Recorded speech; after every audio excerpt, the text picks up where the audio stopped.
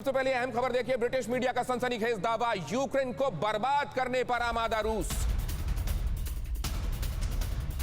Ukraine पर गिरा सकता है father of all bomb. Ukraine पर 44 टन का महाविनाशक बॉम्ब गिरा सकता है।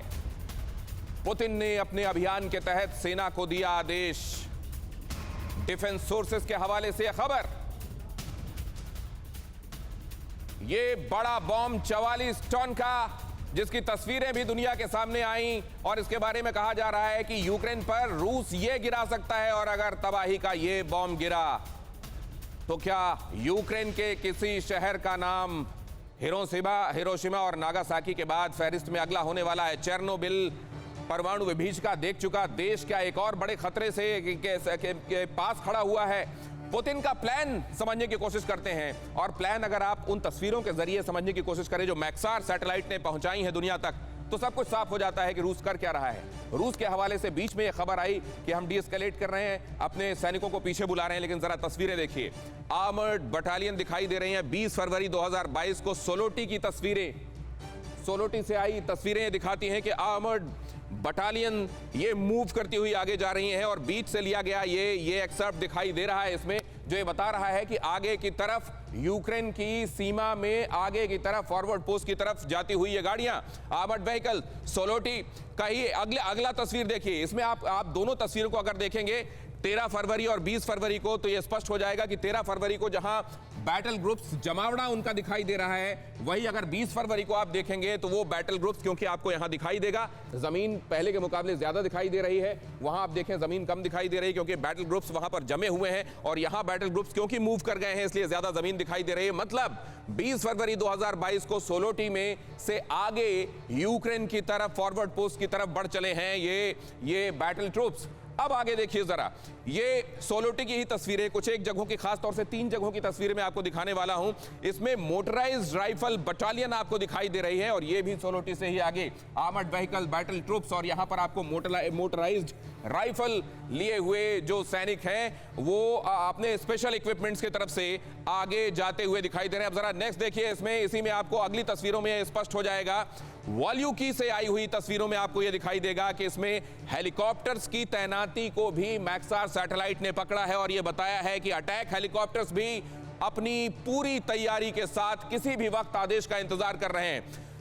वॉल्यूकी देखा आपने, सोलोटी देखा आपने, और अब देखिए ईस्टर्न वॉल्यूकी से आई हुई जो तस्वीरें हैं वो ये बता रही हैं कि आर्मर्ड इक्विपमेंट्स की तैनाती हो चुकी है, और सैटेलाइट इमेज में इसको बहुत क्लियर कट पकड़ा गया है, और ये लाल दायरे में इसको थोड़ा मैग्नीफाई करके भी दिखाने की कोशिश है ताकि वो स्पष्ट रूप से आपको दिखाई दे सके और समझ में आ सके। हालांकि सैटेलाइट इमेज को भी जो बहुत क्लियर कट होता है और बड़ा होता है वो तो आपको समझ में आता है, वरना सैटेलाइट इमेजेस को पढ़ने के लिए भी एक्सपर्टीज की जरूरत होती है।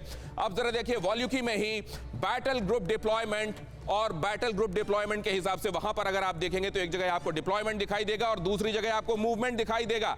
डिप्लॉयमेंट में वहां जाकर एक जगह जमावड़ा दिखाई देगा, एक्चुअली यहां पर मूवमेंट है, यहां डिप्लॉयमेंट नहीं, यहां मूवमेंट पड़ी है, और यहां से क्योंकि वो मूव करके जा चुके हैं इसीलिए आपको दिखाई दे रहा है कि अब यहां तस्वीरों में वो नजर नहीं आ रहे हैं। कुल मिलाकर रूस का प्लान डिकोड हो चुका है। पहले यह लगता है कि जो कुल मिलाकर इस बार जो चीजें शुरू होंगी वो डॉनबास के इलाके से लगी हुई जो रूस की सेना है, रूस की सीमा है, वहां से शुरू होगी, और इसीलिए वहां पहले रूस समर्थित लोगों को अपनी तरफ सुरक्षित बुलाया जा रहा है, और उसके बाद पूरी तैयारी में वहां है बेलारूस की तरफ से, और इस तरफ से खास तौर से ज्यादा इस बार खतरा नजर आ रहा है। लेकिन हमारे साथ जुड़े हुए एक्सपर्ट्स की निगाहों से भी जरा इसको पढ़ने की कोशिश करते हैं, और सबसे पहले सुधीर देवरे जी वहां तैनात रह चुके हैं, जानते हैं वहां, क्योंकि कहा यह गया कि हम तो ये लड़ाई हर रोज लड़ रहे हैं, दुनिया के सामने आ जा रही है, 8 साल से हम ये लड़ाई लड़ रहे हैं। बहुत सारे वहां के रहने वालों ने यह भी कहा, यूक्रेन में रहने वाले लोगों ने। क्या यह बात सच है सुधीर देवरे साहब? वहां क्या चीजें खतबदाती पहले भी रही हैं जो अब खोलने लगी हैं? नहीं, चीजें तो ज्यादा तो 2013 से बढ़ना शुरू हो गया, जब यूक्रेन में बहुत डेमोन्स्ट्रेशन हुए, एक किस्म की रेवोल्यूशन हुई। वहाँ के जो प्रेसिडेंट थे यानुकोविच, उनको देश छोड़ के जाना पड़ा, और उसके तुरंत बाद ये क्राइमिया रूस ने रेफरेंडम में ले लिया, और उसी समय से ये डॉनबास में ये ज़्यादा संघर्ष शुरू हो गया। और उसमें जो अलगाववादी थे बहुत संख्या में आए, उनके पास काफ़ी सारा था वो उससे खतरा बढ़ता गया। यूक्रेन ने भी अपनी वहाँ सेना बढ़ा दी, और ताकि उस समय से जो शुरू हुआ है, ठीक है। वो उसमें कोई भी अभी तक कमी दिखाई नहीं दे रही है। अब आपने जो अभी पूरा जो वर्णन किया, उससे तो जाहिर है कि परिस्थिति बहुत गंभीर है और परिस्थितियां गंभीर हैं। परवाह देश की, सोमवार से शुक्रवार रात 10 बजे TV9 भारतवर्ष पर।